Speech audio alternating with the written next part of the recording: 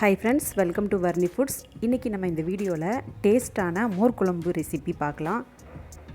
நான் வந்து இன்னைக்கு பீக்கங்காய் சேர்த்து மோர் குழம்பு வைக்க போறேன். மோர் குழம்பு காய் சேர்த்தும் பண்ணலாம், காய் சேர்க்காமையும் பண்ணலாம். அதே மாதிரி இந்த பீக்கங்காய் தான் சேர்க்கணும்னு இல்லை, எந்த தண்ணி காய் வேணாலும் சேர்க்கலாம், ரொம்ப டேஸ்ட்டாக இருக்கும். அதே மாதிரி வெண்டைக்காய் இருந்தால் வெண்டைக்காயும் சேர்த்துக்கலாம். 10 நிமிஷம் தான் இந்த மோர் குழம்பு ரெடி ஆகிடும். ரொம்ப சூப்பராக இருக்கும். வீடியோவை ஸ்கிப் பண்ணாமல் பாருங்கள். நான் வந்து 1/4 கிலோ பீக்கங்காய் எடுத்திருக்கேன். இப்போ அதை வந்து தோல் சீவிட்டு நல்லா வாஷ் பண்ணிவிட்டு இந்த மாதிரி பெரிய பெரிய பீஸாக கட் பண்ணி எடுத்துக்கலாம்.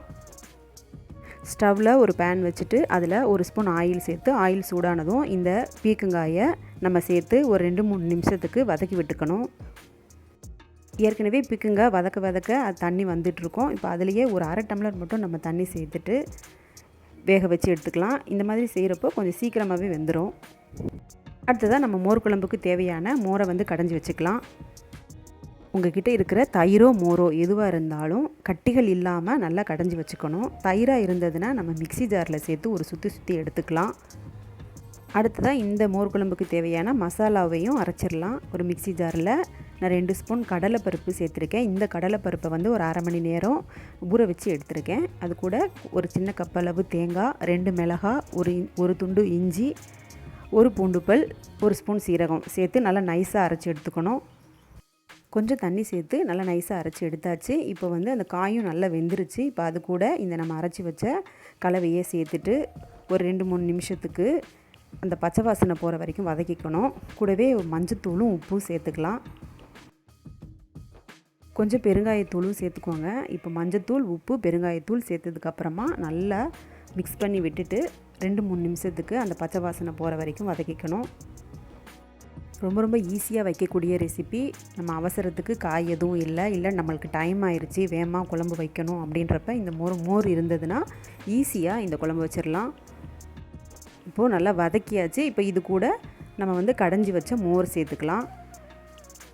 இப்போ வந்து அடுப்பை வந்து சிம்மில் வச்சுக்கோங்க. ஏன்னா நம்ம மோர் ஊற்றுறப்ப தெரிஞ்சு போகிறதுக்கு சான்சஸ் இருக்குது. அதனால் நம்ம வந்து சிம்மில் வச்சுட்டே லைட்டாக மிக்ஸ் பண்ணி விடணும். இப்போ பாருங்கள், நல்லா கலந்து விட்டாச்சு. இப்போ ஒரு கொதி வந்ததும் நம்ம வந்து ஸ்டவ் ஆஃப் பண்ணிடலாம்.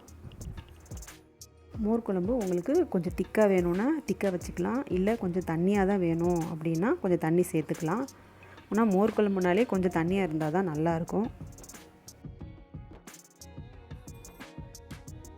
இந்த மோர் குழம்புல இப்போ நம்ம வந்து கொஞ்சமாக கொத்தமல்லி இலைகளை தூவி விட்டுக்கலாம் ஃப்ளேவருக்காக.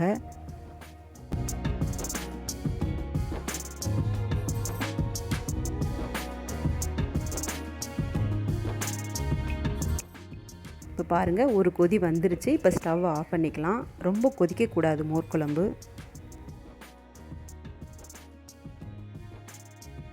இப்போது இதுக்கு வந்து ஒரு தாளிப்பு சேர்த்துடலாம். ஒரு ஸ்பூன் ஆயில் சேர்த்து கடுகு, உளுந்தம்பருப்பு, வரமிளகாய், ஒரு சின்ன வெங்காயம் பொடியாக கட் பண்ணியிருக்கேன், கொஞ்சம் கருவேப்பிலை, ஒரு ஸ்பூன் சீரகம் சேர்த்துட்டு நல்லா பொரிஞ்சதும் இப்போ வந்து நம்ம மோர் குழம்புல சேர்த்துக்கலாம்.